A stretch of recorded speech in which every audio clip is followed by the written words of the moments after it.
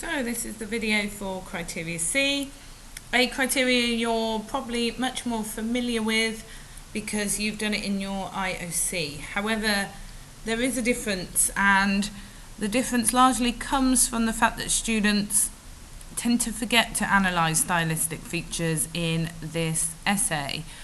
I don't know why. It's maybe because they want to tell the examiner all about these two texts that they're talking about, and it's not rooted in a 40-line extract. So you feel like you need to explain the story a lot more, especially as you've got two big texts to cover in a relatively short essay. But we must remember this is a key criteria, and so we're going to go through some tips on how you can do that today. So it's split into two parts. To what extent does the essay show awareness of the writer's choice of stylistic features, and then also can you show understanding of their effects?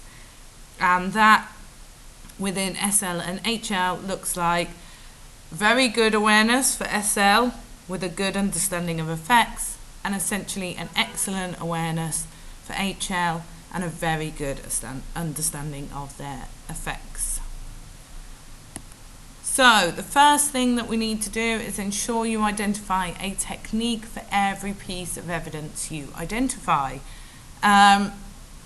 If you have memorized a really great piece of evidence and you want to use it and can't for the life of you think about the technique, then you can A, just go straight into the analysis, or B, just think broader than textual level, like metaphors, exclamation marks, things like that. Think broader. So is it symbolism? Is it imagery? There's loads of symbols in all the texts that you can use. So things like the veil, in Persepolis, the posters that she gets, the red socks, loads of stuff. You'll probably explore more of that in your lessons. 1984, you've got the snow globe.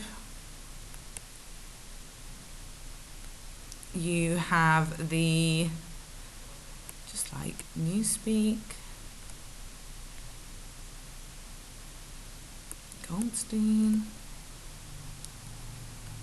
etc. And for God of Small Things, you've got the watch, that moth that falls on Rahul's heart, this idea of silence. So feel free to use those as well. Now, in terms of what you shouldn't do if you can't think of a technique, please do not, whatever you do, write the word word. Do not write the word quote. And do not write anything along those lines, please. Or sentence or anything.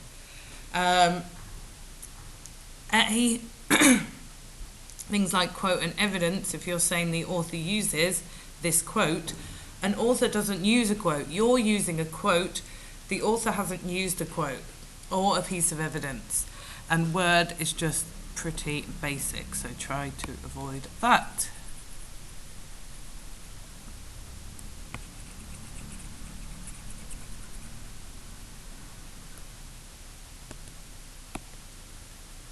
So if we have a look at what that should look like, really zoomed in. So you should know, pardon me, that you have 3 steps of analysis. Your step 1 is contextualizing the quote, and if you want to learn more about that, you can watch the Criteria A video. So an example, if we were using this, and we'll have a look at the essay that this comes from later in the video, but in the sheep, as the Islamic regime seeks to assassinate outspoken critics, Uncle Anush continues to remain intolerant by saying everything will be all right. However, when it is clear that he will be their next target, he laments everything will be all right. Now, contextualizing is good for 2 reasons. you show your knowledge, so that's why we've included it in the Criteria A video. But also notice that this is the part where you can say, where you can say what is going on. If you contextualize your quotes properly, it means that you avoid then explaining after the quote, and means you're more likely to analyze a technique. So we've said who, what, when, where. We've said Uncle Anoush, when, in the sheep, what's he doing, this, and then this.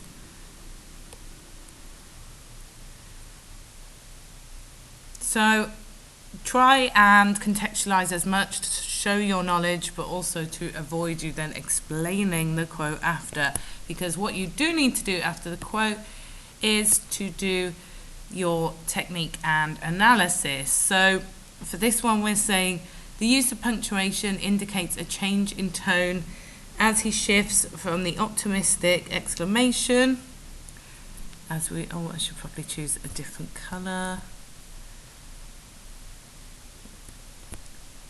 The exclamation mark here, to the more uncertain and downcast ellipsis. Now obviously you can't draw the panels in your exam if you're using evidence from Persepolis, so it won't always be a quote, but you can still analyse, as we then go on to say here. At the same time, he is shown to have changed clothes from white to black, his body stance alters too, and he is no longer shown to be confident and upright in posture. So that's when we can then go on to step 3. Another thing that students tend to do is go straight from step 1 to step 3. Please, please, please, just make sure in your head you're like, right, I've given my evidence, I now need 2 steps after this, so that you don't miss this key one, and that's your criteria C. So then you would go on to say, linking to the topic sentence and the question, these transitions signal the change that occurs as Anoush moves from an intolerant critic of the Islamic regime to a victim, highlighting that the regime are intolerant of questions to their power. So, hopefully, if you just remind yourself all the time to do those 3 steps, you'll hopefully at least get a part of criteria C, which is to identify a technique. Here we can see it in a paragraph, and if you're in my class, you know I love to colour code. It really helps me when I'm trying to show that there needs to be stages. So if it helps you as well, think in colours in that exam. So here, our main big chunky was the intolerance of revolt against power. So in Persepolis, Satrapi shows how the Islamic regime's intolerance of result and threat may not only victimize those who have been intolerant to the regime. In the sheep, as the Islamic regime seeks to assassinate outspoken critics, Uncle Anoush continues to remain intolerant. I'm not going to read all this again, I've just read it. But you can see step 1, step 2, step 3 really clearly.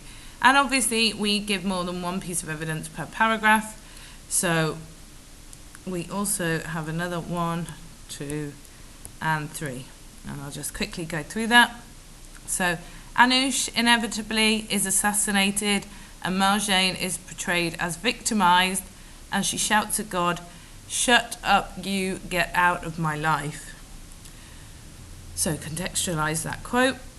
Through such a blasphemous and controversial rejection of God, Satrapi aims to show that the intolerance of the regime victimizes its targets, but also others who must watch them suffer. The jagged speech bubble and exclamation marks clearly convey Marjane's immense despair as she becomes increasingly intolerant of the regime as the novel develops. Now, this is why I like colours, because those eagle-eyed of you will have noticed that actually we've swapped the order, and that doesn't matter. You can link it back to the question after the quote and then do your analysis, or the other way around.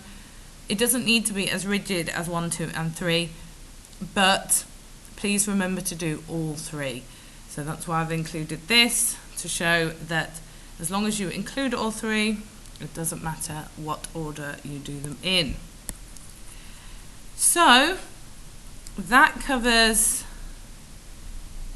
identifying techniques. Let's talk more about how you ensure you get those effects properly. So we often miss out the how part of this. So for example, repetition shows that Margie is frustrated. You need to say how repetition does that. So repetition, you could say, shows that she is trying to emphasize her point, comma, therefore shows that Margie is frustrated. So you must include that how bit. A lot of you miss that out. And a top tip for me is imagine that you're an author and think about how you would write a certain emotion or portray a certain idea. So why would you, if you wanted to show that someone is frustrated, why would you repeat something? Well, the reason is because it shows someone trying to emphasize their point. Okay, another example, if you were, say, writing a dramatic scene where there is a shooting, you would use short sentences and maybe plosive alliteration or consonants, and the reason you would do that is because short sentences create a quick effect, therefore heightening tension, and plosive alliteration and consonants create a really hard sound, therefore reflecting a gunshot. So put yourself in the author's position if you're struggling to think about how effects are made, and think about why you would use that. Just a little tip. So let's just have a look at that how here. So imagine if our big chunky, you've done the essay, most of you, about human suffering. So this could be a big chunky in that essay. Both novels present human suffering in the form of childhood innocence being taken away from lead characters due to the complex societies they grow up in. So I thought of this big chunky if I was using Persepolis and God of Small Things. And imagine we were using this splash as a piece of evidence. So after we've contextualized the evidence, remember this is our stage 2. So this splash shows the redundancy of the veil when put in the context of children. Because so many individual scenarios are shown of different childhood games, we see that the veil has no place within the context of the Islamic regime. Great, but you don't say how it shows the veil has no place. So what we need to do is explain how. So because so many individuals are shown of different childhood games, that counts as a technique, by the way. All we need to do is say something like, it emphasizes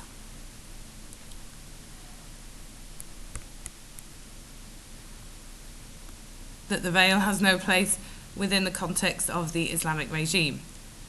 It sounds really basic, but that word there makes all the difference in explaining how. If we also wanted another layer of meaning, we could have, this is also further highlighted by the manner in which the splash juxtaposes the first panel in the chapter. As here we can see the different girls' hairstyles. This contrast also shows the destruction of innocence. How does it do that? We need to explain that. So again, we just need to add something like, because this highlights the girl's lack of identity when, oh sorry, my lines are going all over the place, when wearing the veil, comma, this shows the destruction of innocence. Okay? So you just really need to make sure that your analysis is as explicit as possible. So what I'm going to do now is have a look at an example essay. Don't worry, just one big chunky. And we're going to colour code it so that you can see the 3 steps. And remember, step 2 includes this second tip that we've done here about the effects, how it looks within one whole big chunky. Now you may have looked at this example in class, and I'm sure it brings back lots of fond memories for a lot of you about View from the Bridge, our favourite GCSE text. So we're just going to have a look at this big chunky. So, furthermore, both novels show how intolerance of threats against power can create victims in the intolerant. No, I don't think I'm going to use that because we've used that one already. We'll use this one. So, firstly, both novels explore how women are both victims of intolerance as well as intolerant of the restrictions placed on them. Lovely big chunky. If you want to know more about big chunkies and mini chunkies and things like that, then watch the Criteria D video. So, in Persepolis, Satrapi highlights the restrictions of females caused by the external oppression of the Islamic regime. Despite the fact that Marjane and her mother Taji are considered victims of the regime's intolerance, they effectively are portrayed as intolerant as they reject stereotypical roles of females imposed on them. That's our mini chunky. Again, watch the Criteria D video if you want to know more about that. So here we have our contextualized evidence. In the Veil, Taji actively protests and takes part in the political demonstration despite the dangers associated with it, showing how females too can break free from rather passive roles and actively protest. Inspired by Taji's feminist political perspective, tongue twister, Marjane aspires unrealistically to take on traditionally male roles such as becoming a prophet and a scientist. In The Trip, Marjane states how she wanted to be an educated, liberal woman like Marie Curie, despite the Islamic regime's ban on tertiary education for women. Marjane's aspiration to be educated, despite the Islamic regime forbidding it, clearly underscores her intolerance of the Iranian authorities. Right, we're going into analysis there. So, this is all contextualized evidence showing our knowledge of the text.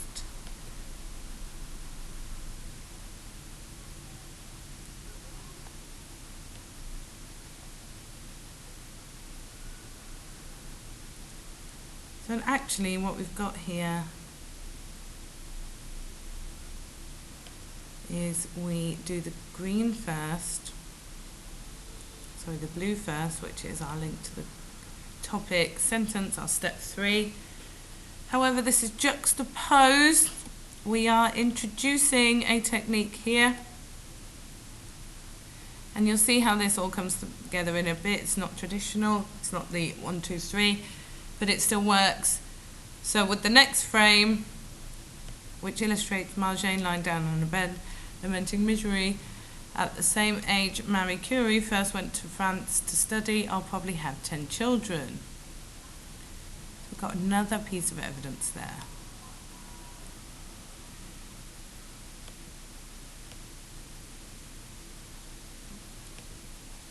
as Emanata also portrays her crying.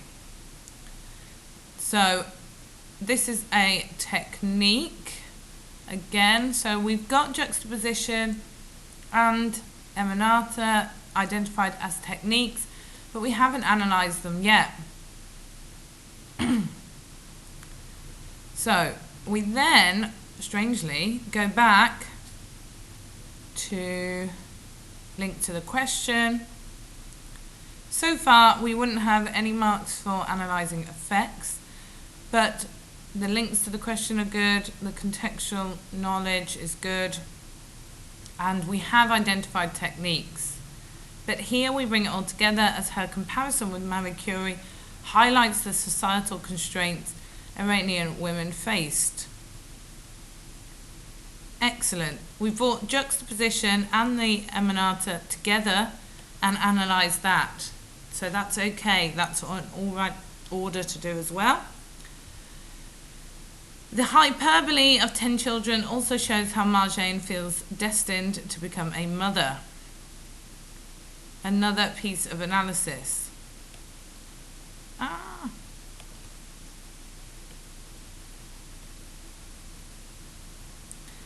And then we've got link back to the question. So in this way, Satrapi illustrates how even the intolerant may inevitably be destined to become victims of external oppression. Fantastic. So I'm sure that was a bit confusing, so I'm just going to break that down again. What the student has done here is use two pieces of evidence and analyse them after, because they are juxtaposed. And also this works for this question because the topic sentence talks about how people who are intolerant of the regime but also become victims of the regime. So it makes sense for this topic sentence to use two pieces of evidence, show that they're contrasting, and then analyse them further down. But that's okay as well. But you will notice we've still got the 3 steps, and that's what's important. And remember, up until this point, we hadn't commented on any effects. That just comes later. But it still comes, so that's okay. So, then we've got our big chunky for our second text. In a similar way, should probably rub all this out.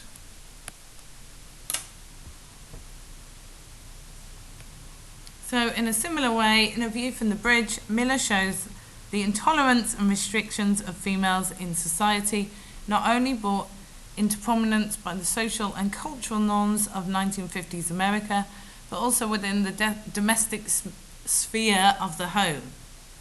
However, in contrast to Marjane, Beatrice is already fulfilling her role as Eddie's wife. Whilst Beatrice is evidently a victim of patriarchal intolerance, she too, like Marjane and Taji, attempts to challenge the stereotypical and submissive roles of females. That's our topic sentence. Great, our mini chunky. Whilst other characters in the play often evade explicitly saying what they actually mean, Beatrice is, by contrast, rather forward and forthcoming as she confronts Eddie about their troubled sexual relationship, saying, "When am I going to be a wife again, Eddie?" So we've got our contextualized evidence there.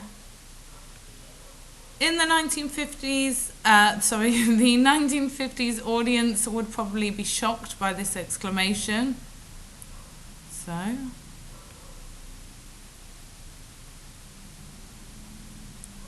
we have a technique there, the exclamation, not exclamation mark, obviously.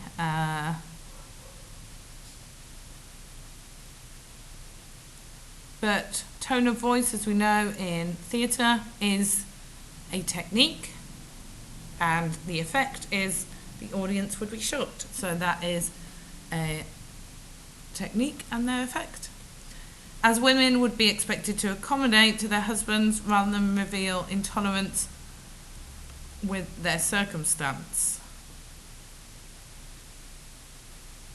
So I would count that as analysis as well as it's explaining it further. However, it is also clear that Beatrice's emphasis on her role as a wife portrays her as a victim who is unable to escape from patriarchal society's intolerance of females attempting to challenge their husbands, which is continuously emphasised by Eddie throughout the play. And then link back to the question. Obviously, you guys are going to make your mini chunkies chunkier than that. I would like 2 pieces of evidence at least per paragraph, but I mean, this did get full marks, so I don't know why I'm criticising it, but you know, I only expect the best from you guys. But there we go. That shows that for every piece of evidence, we have got the 3 stages of analysis, and that is how you ensure that you hit criteria C. Thanks for watching.